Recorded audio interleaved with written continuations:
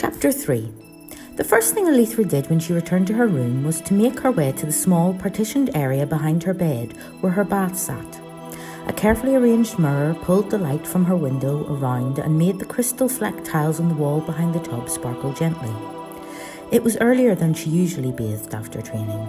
The water fell from the pipe in the wall, cascading down a carefully constructed stone waterfall and into the tub. She admired the way the light glittered in the small space. The water was warm. The pipes passed through the kitchen where the ovens and burners heated the water as it passed. It was a pleasure she didn't often afford herself, usually too intent on getting rid of the feeling of sweat to wait until the kitchens were in full swing cooking a meal. She quickly undid the buckles on her training leathers, dropping them carelessly to the floor and sliding into the bath before it was filled so she could duck her head under the falling water, enjoying the feel of it in her hair. She luxuriated in the warm water, taking more time than she normally would.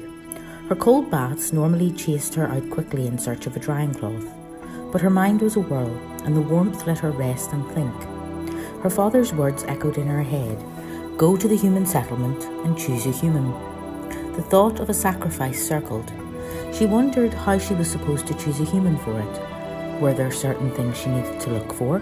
Had the curse persisted because those sent by the other kingdoms had chosen wrong? Or had they chosen correctly and the curse was so powerful that they could only return it to slumber? She wasn't sure which thought was better, and decided the second was preferable, otherwise there would have been so many lives lost for nothing. She hoped for her sake and the humans that she wouldn't make the wrong choice. She shied away from the dangerous thoughts circling in her head, the ones that whispered that none of it made sense. She had to trust what she'd been told. Surely the sacrifice was the only way. Surely they would have tried everything else. Wouldn't they? The water began to grow cold, and she pulled herself free from it, uncovering the drain at the bottom with her foot before she stepped out. She made quick work of getting the water off her skin. She dressed in one of her more comfortable dresses, enjoying the feel of it sweeping around her legs. It would be a while before she wore it again. Dressed, she turned her attention to what she needed to prepare. She spread the map across her bed and studied it, her finger tracing the ink paths from the River Birch Kingdom to the human settlement and then back along to the heart of the forest. She estimated at least 2 weeks of travel. She realised as she studied the map and thought back over the stories she'd overheard about the forest and the creatures within that she could not trust hunting while out there. So she had better make sure that there was enough food brought for her and the human. She was sure it would be safe to hunt once the curse was dealt with. She frowned as a thought occurred to her. She didn't know much about humans, but the information she did have was that they were a suspicious people. They didn't trust the Fae, refusing food and drink offered to them, refusing to give their names when asked, believing that to do so would be inviting the Fae to steal them away.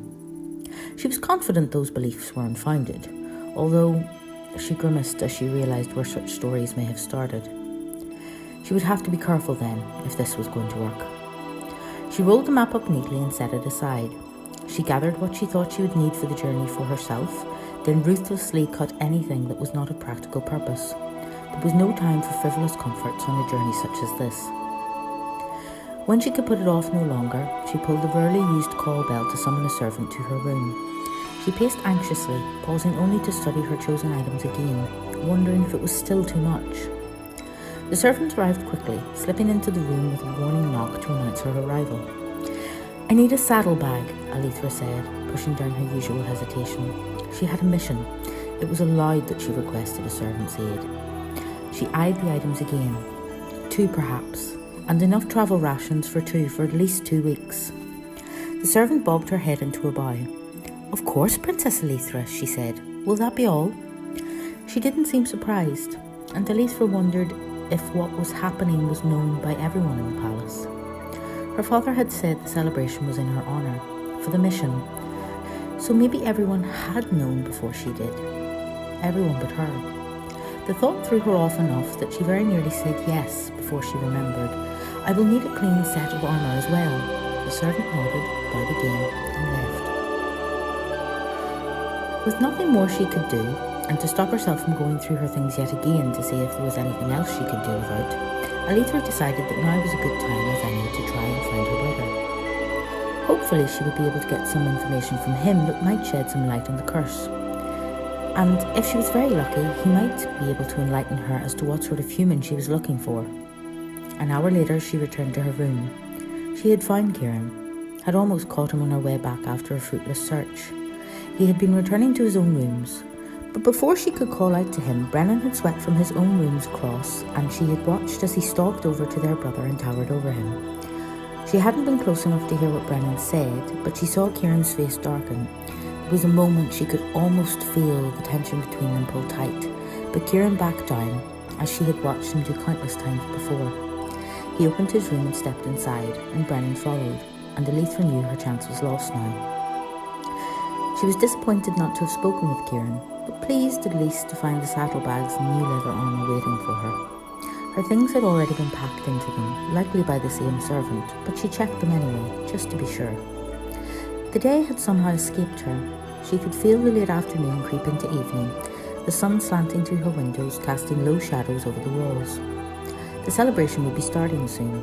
It had to if she was to be seen before she left at midnight. She could hear the strains of music from the courtyard, the musicians practicing for a night of revelry and hope that she would be able to break the curse.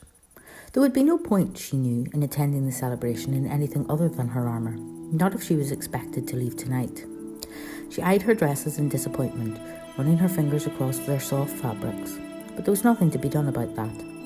She dressed before going to the mirror to carefully brush her hair back and braid it. It fell in a thick silver rope across her shoulder, and she tied off the end. She studied her reflection, wondering if there was some way to make herself look less like her usual self, more like someone who could be trusted with such a mission. Her eyes were drawn to her hand, twisting the end of her braid in her fingers, and she forced it to drop away and gave herself a long, hard look. She couldn't allow this. It was a show of weakness. No human would follow her through the forest to the heart if they saw her playing with her hair like a scared child. Finding her offhand dagger was a simple thing. She returned to the mirror and took hold of her hair, pulling it out and away from her head, taut but not painful. She pressed the dagger to the strands. She paused and looked at herself again, eyes narrowed as she swept an assessing gaze across everything she could see. And then she began to saw at the braid. It came away until she was left clutching her hair in one hand, unravelling from the cut end and spilling out of her fingers. She didn't look at it, instead looking at what was left, uneven around her chin. It brushed against her nape in a way that made her tense, but it was easily fixed. She dropped her cut hair to the floor, tucked her dagger into a sheath along her thigh, and reached for another tie, pulled her now short hair up and back, tying it neatly in place. She looked, she decided, like a proper warrior now, one able to do the mission she had been set. She felt the cool edge of the dagger against the nape of her neck, and she pulled it upwards,